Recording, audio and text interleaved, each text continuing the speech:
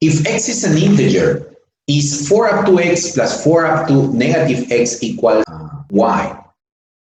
Here, in order to assess the validity of this statement in the question, we need to check whether we can use the equalities in these statements to transform and get this, for example.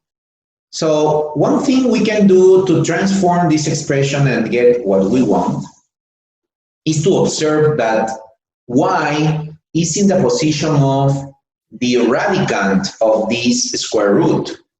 So in order to have y alone, not under a radical, we could just raise everything to 2, square the whole equation. So if we square, it would be 2x plus 2 minus up to minus x squared equals y plus 2. But how can we square this sum? We can use the identity of the square of a sum. So this is the square of 2 up to x, which is 4 up to x, plus 2 times 2 up to x times 2 up to minus x. Actually, this is just 1. Plus the square of 2 up to minus x, 4 up to minus x. If you didn't quite follow why 2 up to x squared is this,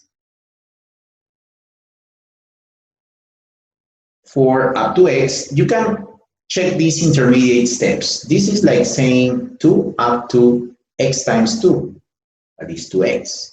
But this is also the same as saying 2 up to 2 up to x. And this is 4 up to x. So we have that equals y plus 2. So here, notice that the product of a number and its reciprocal, it's always 1, right? So you have only 2 here. So 4 up to x plus 2 plus 4 up to minus x equals y plus 2. So these 2 and these 2 can be cancelled, and you get just the expression in the question. So sufficient. Let's try the second statement.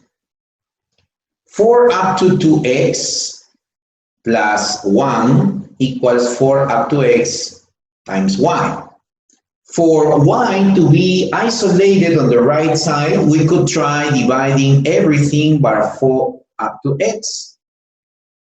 So here you cancel this term, and on the left side you have 4 up to 2x divided by 4 up to x plus 1 over 4 up to x. You can see that the first term here, if you apply properties of exponents, is just 4 up to x. The difference between 2x and x. And 1 over 4 up to x is simply 4 up to negative x. And that would be y. So sufficient too. In this way, D is the correct answer choice.